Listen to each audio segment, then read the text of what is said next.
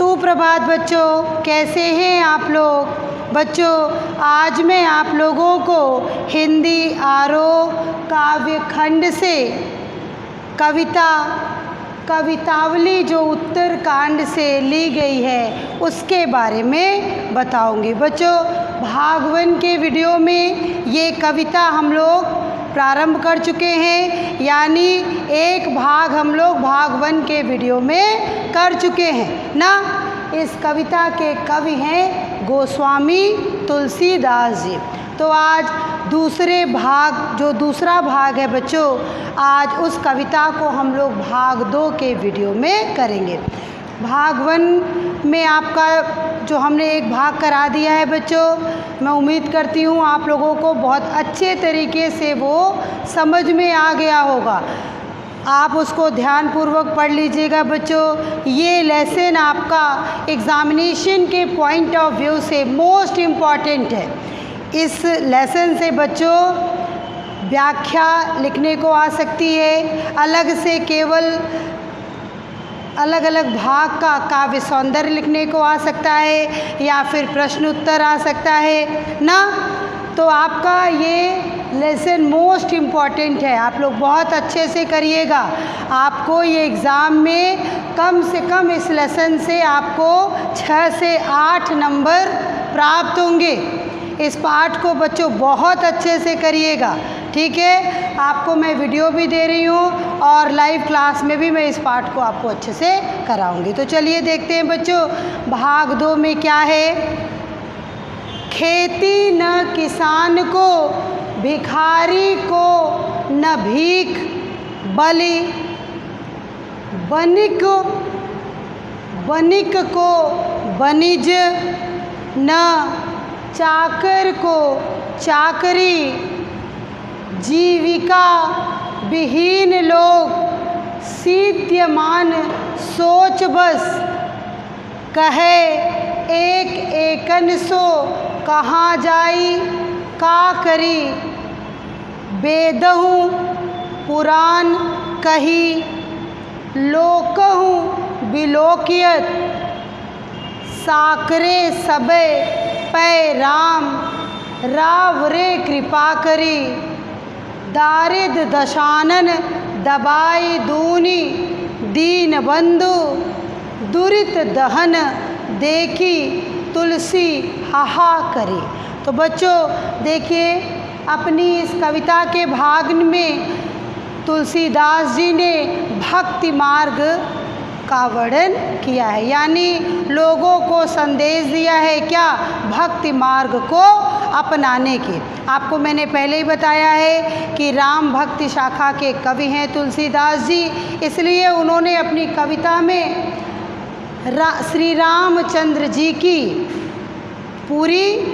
पूरी तरह से उनका वर्णन किया है और लोगों को बताया है कि इस समाज में रहने वाले लोगों पे जब जब अत्याचार आया है, हुआ है अत्याचार, तब तब श्री रामचंद्र जी ने ही उस अत्याचार से लोगों को छुटकारा दिलाया है। तो यहाँ बच्चों इस कविता के इस भाग में मुग़ल कालीन समाज का वर्णन कवि ने किया है कि किस तरह से उस समय अत्याचार से, मुग़लों के अत्याचार से लोग पीड़ित थे ना।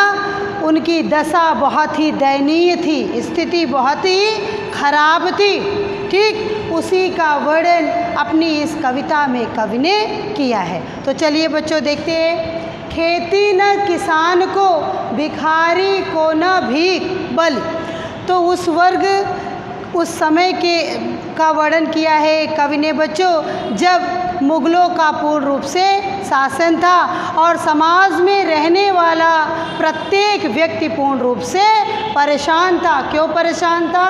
खेती न किसान को करने के लिए खेती ही नहीं थी, मतलब वो खेती करता था लेकिन बदले में उसे फसल मिलती थी ना। जितना वो मेहनत करता था उसके अनुरूप उसे प्राप्ति नहीं होती थी। तो कहने का तात्पर्य बहुत बड़ा अत्याचार है बच्चों। एक किसान के लिए खेती ही उसकी जीविका का एकमात्र सहारा होता है। वो साल भर परिश्रम करता है और उसी से जो प्राप्त होता है उसी से वो साल भर अपना खर्चा चलाता है। लेकिन उस समय की अव्यवस्था का वर्णन करते हुए कवि ने कहा कि खेती न किसान को करने के लिए खेती ही नहीं थी, ना भिखारी को न भीख। और जब बच्चों खेती ही नहीं किसान करता था, उसके पास अपने लिए ही कुछ नहीं था, भिखारी को देने तक के लिए भीख देने तक के लिए भी कुछ नहीं थी। पूर्ण रूप से लोगों की एक तरह से बलि चढ़ाई जा रही थी। भाई वो लोग एकदम बेकार बैठे हुए थे, समझ ही नहीं पा रहे थे कि अब हम लोग क्या करें। बनिक को बनिज, जो बनिया वर्ग के लोग थे बच्चों, उनको करने के लिए व्यापार ही नहीं था। बनिया वर्ग के लोग व्यापार ही नहीं कर पा रहे थे, न चाकर को चाकरी और न जो नौकर चाकर लोग थे उनको मजदूरी करने के लिए कुछ भी नहीं था। अगर वो काम करते भी थे बच्चों तो उसके बदले उन्हें जो पारिश्रमिक मिलता है ना, उन्हें सही तरीके से मजदूरी भी नहीं प्राप्त होती थी। जीविका विहीन लोग, पूर्ण रूप से सभी वर्ग के लोग परेशान थे। क्यों परेशान थे बच्चों? क्योंकि वो जीविका विहीन थे, उनके पास अपनी जीविका चलाने के लिए कोई काम ही नहीं था। सीध्यमान सोच बस, इसीलिए यही उनकी चिंता का बहुत बड़ा विषय था।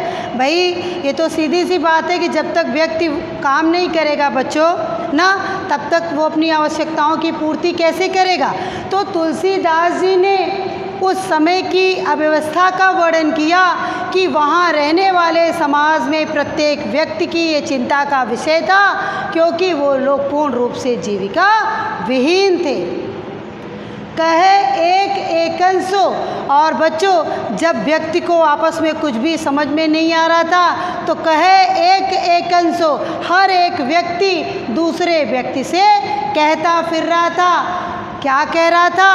कहाँ जाए, कि अब हम लोग कहाँ जाएं, क्या करी और क्या करें। आपस में लोग वार्तालाप कर रहे थे बच्चों, जिनकी आर्थिक स्थिति सही नहीं थी। सभी लोग जो परेशान थे कि अब हम लोग कहाँ जाएं और क्या करें।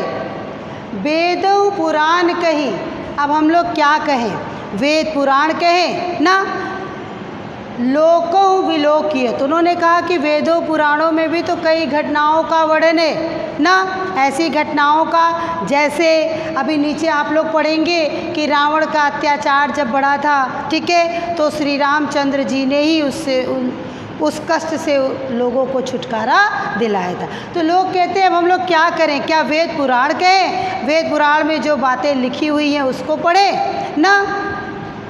साकरे सबे पे राम रावरे कृपा करे। उन्होंने कहा कि वेदों पुराणों में तो लिखा हुआ है कि एक श्री रामचंद्र जी ही हैं जो सभी व्यक्तियों पर समान रूप से अपनी कृपा दृष्टि दिखाते हैं। रावरे कृपा करे, उन्हीं भगवान, वही जो श्री रामचंद्र जी हैं वही एकमात्र सहारा है। भगवान के रूप में हम लोग उन्हीं की पूजा अर्चना करें।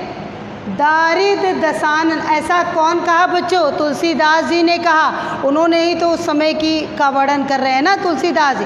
तो उन्होंने कहा कि जब जब अत्याचार पड़ा है ना, तो तब तब श्री रामचंद्र जी ने ही सभी को उनके कष्टों से छुटकारा दिलाया है। दारिद्र दशानन दबाए दून दीन बंधु।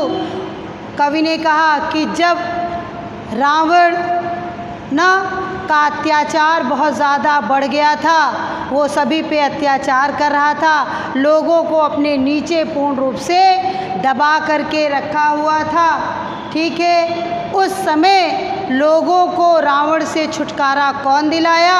श्री रामचंद्र जी ही एकमात्र सहारे के रूप में थे। दुरित दहन देखी तुलसी हाहा करी। इसलिए तुलसीदास जी बच्चों एकदम निष्पक्ष रूप से श्री रामचंद्र जी की भक्ति का वर्णन करते हुए कहते हैं कि जिस तरह से रावण को मारकर समाज के लोगों को रावण से श्री रामचंद्र जी ने मुक्त कराया, ठीक उसी तरह से ये जो मुग़ल कालीन समाज का वर्णन जो किया है कवि ने, जिसमें अत्याचार बहुत बढ़ा हुआ है, हर वर्ग का व्यक्ति पूर्ण रूप से परेशान है, एकमात्र श्री रामचंद्र जी ही है जिसकी शरण में आप लोग जाइए, वही आप लोगों का कल्याण करेंगे। देखी तुलसी हाहा करी, तुलसीदास जी हाहा करी मीन्स हंसते हुए खूब तीव्र गति से श्री रामचंद्र जी की प्रशंसा कर रहे हैं और लोगों को मार्गदर्शन करा रहे हैं कि आप लोग भी श्री रामचंद्र जी की भक्ति भावना में पूर्ण रूप से लीन होइए। देखो बच्चों, तनिक मात्र भी तुलसीदास जी श्री रामचंद्र जी की प्रशंसा करने में चूकते नहीं हैं। क्यों नहीं चूक रहे?